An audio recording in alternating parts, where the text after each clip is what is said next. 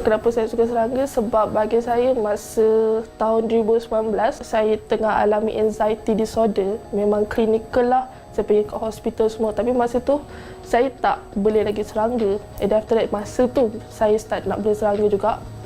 Saya rasa macam bila saya hands on dia, saya pegang dia, saya rasa macam hilang kejap anxiety tu tau. Saya rasa macam tenang untuk pegang serangga yang unik. Bukan semua orang dapat pengalaman tu. So saya rasa macam tenang, lama kelamaan tu dapat jadi macam anxiety tu pun dia hilang slowly tau, macam tu.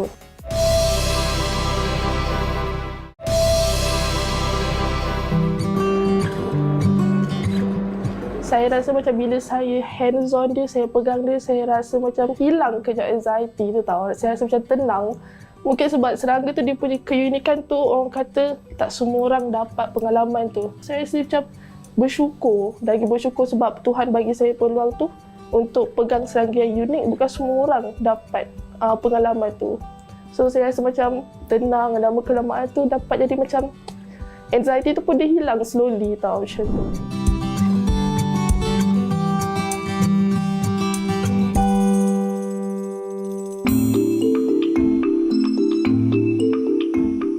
Ia umpama ranting kayu.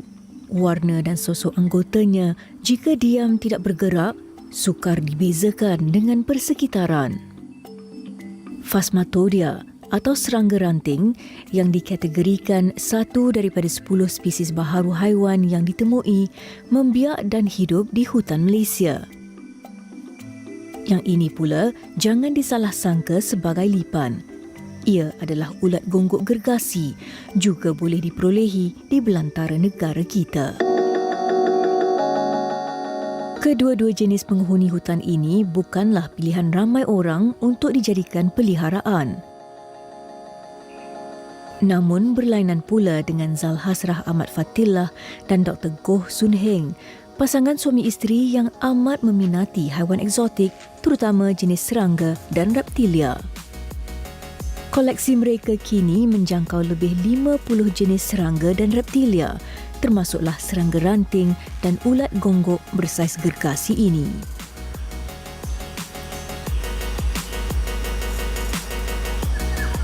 Sebenarnya daripada kecil saya memang suka tengok National Geography, Animal Planet tu semualah yang berkaitan dengan haiwan.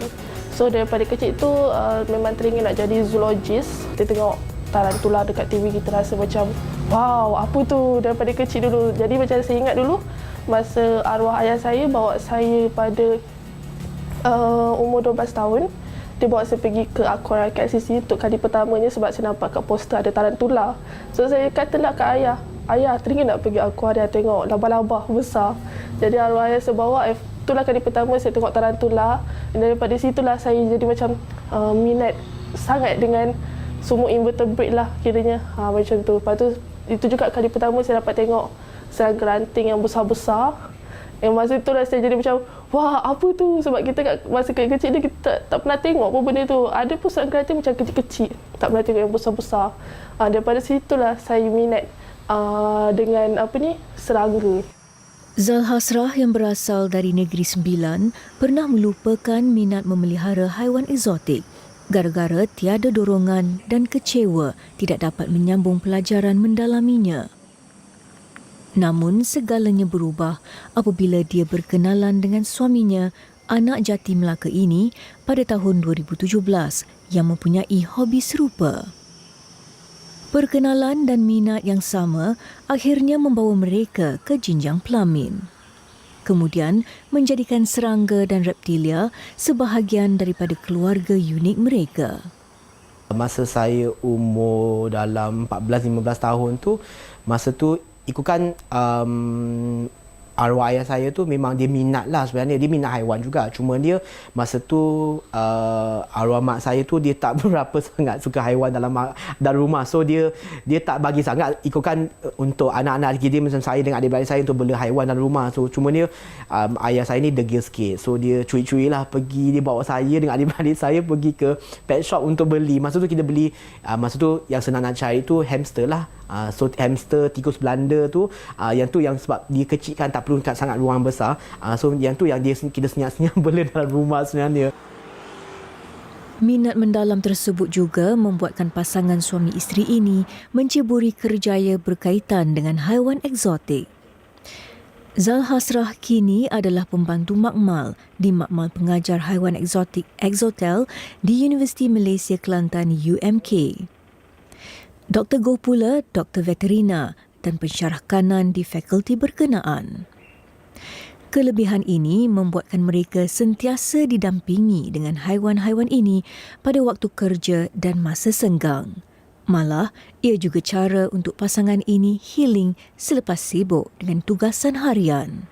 Lagi satu, kenapa saya suka serangga? Sebab bagi saya masa tahun 2019, masa itu baru nak masuk COVID, saya tengah alami anxiety disorder. Memang klinikal lah, saya pergi ke hospital semua. Tapi masa tu, saya tak beli lagi serangga. And after that, masa tu, saya start nak beli serangga juga. Saya rasa macam bila saya hands on dia, saya pegang dia, saya rasa macam hilang kejap anxiety tu tau. Saya rasa macam tenang. Mungkin sebab serangga tu dia punya keunikan tu, orang kata tak semua orang dapat pengalaman tu. Setiap kali saya kongsi dengan orang akan cakap, teringin lah nak tengok dia. Rasa macam, wow, besarnya kebesaran Tuhan tu kan. Ada serangga merupai daun semua tu. Saya rasa macam bersyukur. Lagi bersyukur sebab Tuhan bagi saya peluang tu untuk pegang serangga yang unik. Bukan semua orang dapat pengalaman tu. So saya rasa macam tenang, lama kelamaan tu dapat jadi macam anxiety tu pun dia hilang slowly tau, macam tu. Pada mulanya, pasangan ini hanya mempunyai beberapa ekor haiwan eksotik di rumah. Kini, ia telah berkembang menjadi sebuah makmal khas juga digunakan untuk pengajaran dan pembelajaran. Kita start dengan pelihara serangga. Tapi bukan sebarangan serangga, kita start dengan laba-laba sebenarnya. Lama kelamaan kita daripada laba-laba kita anjak kepada haiwan amfibia macam katak, lepas tu dengan reptilia macam ular, dengan bearded dragon, dengan sesumpa. Dari situ lagi kita mula expand. And then kita fikir macam, kita start dengan rumah, tapi kita memang semasa tempoh tu memang dah ada impian katanya, saya rasa cara yang paling elok untuk kita nak sampaikan ilmu ni yang experience kita dah ada, pengalaman semua tu, ialah kalau kita ada ruang yang lagi besar. Sebab tu yang masa tu saya bincang dengan isteri, kata masa tu dah dekat masa yang saya nak balik ke UMK, masa tu yang kita bawa impian tu, kata kita mungkin cari tempat untuk nak set up lab.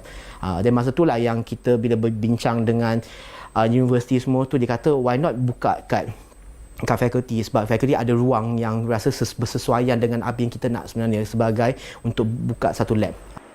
Memelihara haiwan eksotik ini, terutama spesies serangga, memerlukan mereka mendalami selok-belok habitatnya dengan terperinci supaya tidak mudah mati. Manakala purata jangka hayatnya adalah 2 tahun. Ular gogok gergasi ni, especially spesies yang daripada Malaysia, adalah spesies yang paling mencabar untuk bela.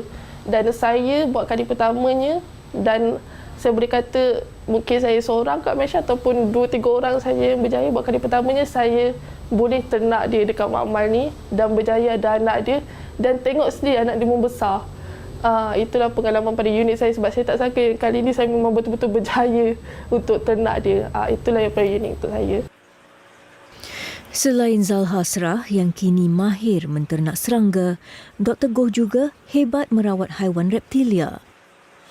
Keupayaan beliau mendengar denyut jantung ular menggunakan stetoskop memang sungguh mengagumkan.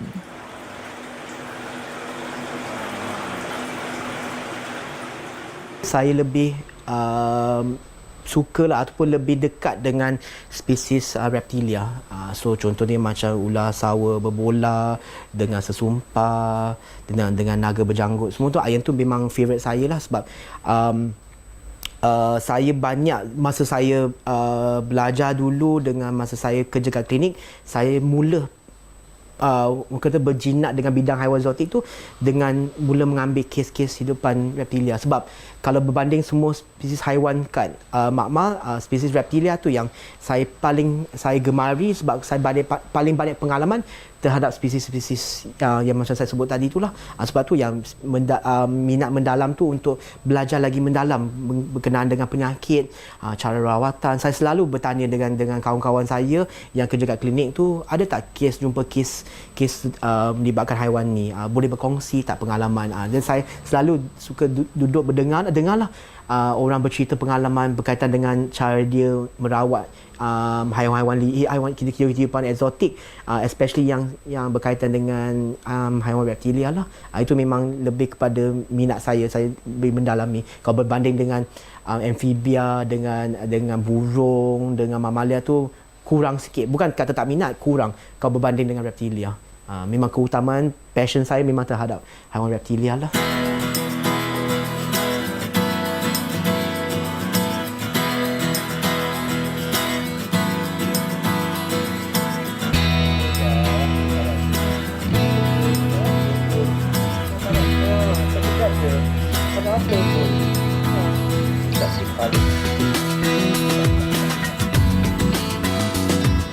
Orang macam kami ni yang bela serangga, yang menyelidik tentang serangga, kami tahu serangga ni sebenarnya dia punya manfaat dia dekat ekosistem ni adalah sangat tinggi. Hampir 90% adalah serangga dekat dunia ni beneficial. Hanya beberapa persen je yang serangga perosak. So, tugas kami ni untuk kaji apa function kira macam ekologi, kepentingan dia dekat ekosistem, dan kita bagi tahu dekat orang awam.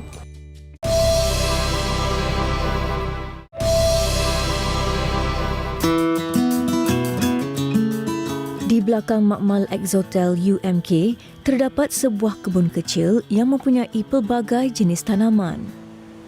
Ia diusahakan oleh Zalhasrah Ahmad Fatillah untuk tujuan sumber makanan kepada haiwan eksotik peliharaannya. Walaupun terdapat pokok buah-buahan, yang diambil hanyalah dedaunan. Perbezaan cabaran kalau macam untuk serangga bagi saya, daripada segi untuk cari dia punya daun dia. Sebab walaupun macam serangga ranting dia makan daun macam simple, daun jambu, tapi kita kena make sure daun tu sentiasa ada. Dan kadang-kadang ada satu waktu tu saya tengok tiba-tiba kat belakang macam musim panas daun jambu tu semua mati. So masa tu memang mencabar. So kita orang kena macam last minute pergi cari daun tu kat mana. Kena make sure ada, sebab serangga ni kalau dia tak makan dalam sehari, and potentially dia untuk mati memang sangat tinggi lah. Yang itulah salah satu cabaran yang bagi kita orang macam tak boleh lupa lah, sebab kita orang pernah mengalami di mana serangga ranting spesies yang lain memang mati satu koloni habis.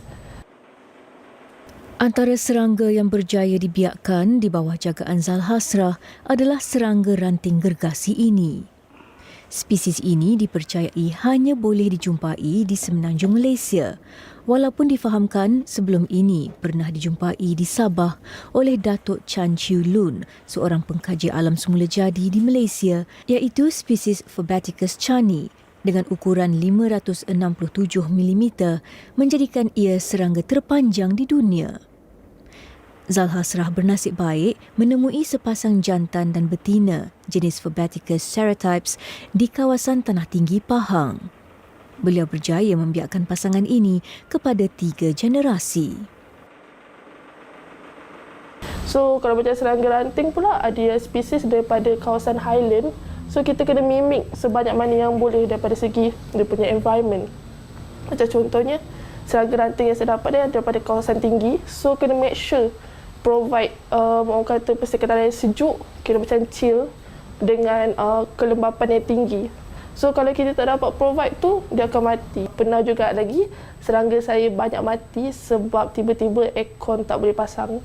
Dia trip, lepas tu kita datang waktu petang tu tengok semua mati. Wanita ini tidaklah memiliki pendidikan dalam bidang entomologi atau yang berkaitan. Namun pengetahuan beliau terhadap dunia serangga sungguh meluas dan diiktiraf.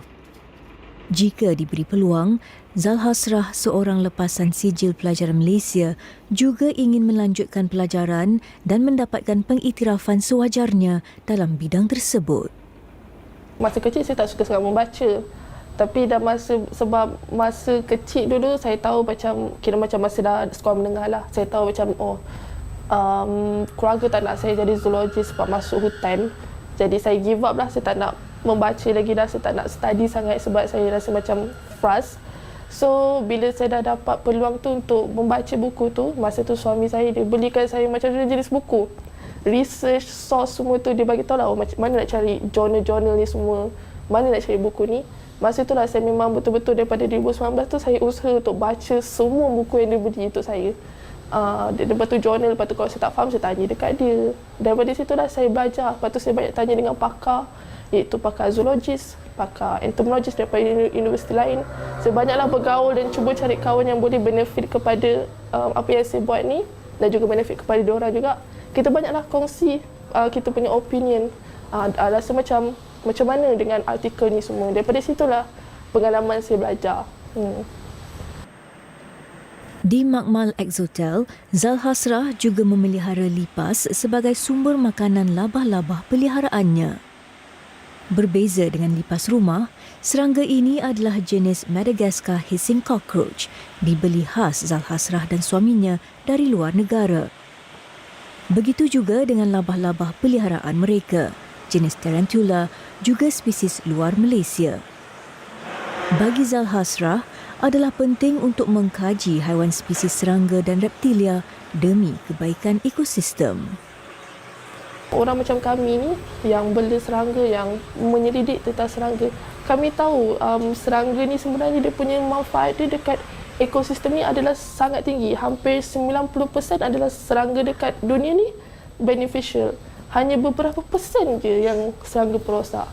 Jadi macam tugas kami ni untuk menyampaikan dekat orang awam, contoh nampak rama-rama terbang tu semua, kita akan bagi tahu dekat dia. Macam rama-rama ni adalah pollinators. Kita kena jaga dia sebab kalau tak ada dia, jadi bunga semua takkan ada debu. Sama dah macam bees, apa semua. Sama juga macam serangga ranting, apa function dia. So tugas kami ni untuk kaji apa function kira macam ekologi, kepentingan dia dekat ekosistem dan kita bagi tahu dekat orang awam.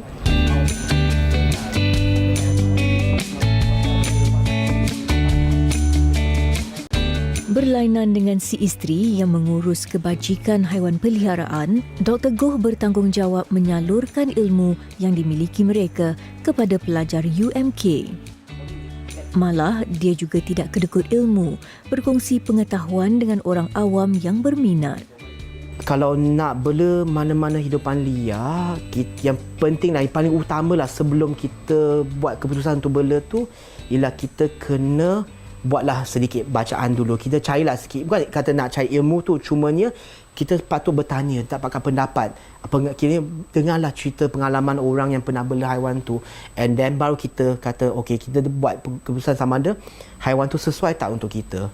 So kita kena faham apa kemampuan kita untuk yang kemampuan kita yang kita dapat berikan kepada haiwan tu. Sebab yang paling penting bila kita nak ambil mana-mana haiwan tu, yang penting sebab haiwan tu kena sentiasa happy. Dan paling senang cerita, kita nak haiwan tu happy. So macam mana nak pastikan haiwan tu happy? Of course dari segi pemakanan semua kena jaga. So kalau dengan kemampuan kita, boleh tak kita bagi segala keperluan yang haiwan tu perlukan tu untuk pastikan haiwan tu happy. Kalau kita tak boleh nak bagi tu, then mungkin bukan waktu yang sesuai lah. Bukanlah kata kita semua hidup kita tak boleh nak bela hidupan liar. Bela haiwan eksotik, cumanya waktu yang bersesuaian. Menurut Dr. Goh, walaupun makmal ini kecil sahaja, tetapi turut menjadi rujukan banyak universiti lain. Ini kerana pengajaran dan pembelajaran di pusat pengajian lain lazimnya hanya menggunakan haiwan yang telah diawet atau melalui gambar. Di makmal mereka, kajian dibuat menggunakan haiwan hidup kerana beliau percaya melalui cara ini lebih mudah bagi pelajar mendalami dan memahami. Kelebihan lain yang dimiliki Dr. Goh dan isterinya adalah proses mengawet serangga dan reptilia. Haiwan pertama yang diawet mereka adalah kupu-kupu. Perjalanan dunia haiwan eksotik Dr. Goh dan Zalhasrah tidak terhenti di sini sahaja. Mereka mempunyai cita-cita yang lebih besar untuk kebaikan banyak pihak. Sebenarnya saya dengan wife saya adalah satu impian lah untuk membuka satu zoo, tapi bukan zoo yang biasa orang tengok, yang orang datang just untuk tengok haiwan dalam kurungan tu. Tak, bukan. Yang zoo tu sebenarnya bersifat satu tempat orang kata apa, diguna istilah rescue center. So kiranya hidupan-hidupan liar yang dijumpai cedera ke, dia boleh dihantar ke zoo yang kami ingin buka ni untuk mendapatkan rawatan. And then kalau dia dah sihat, sama ada dia boleh stay, kalau dia rasa bersesuaian untuk stay kat zoo tu, dia akan terus diserapkan ke dalam zoo, ataupun kita akan pindahkan balik ke habitat asal dia lah. And then tempat ni juga tempat yang orang ramai boleh datang untuk mempelajari lebih dari segi konservasi haiwan, konservasi hidupan liar. Kalau untuk pemilihan haiwan, dia boleh datang untuk tengok haiwan eksotik, cara nak belajar, cara nak bela. Kini macam dia jadi satu one stop center lah.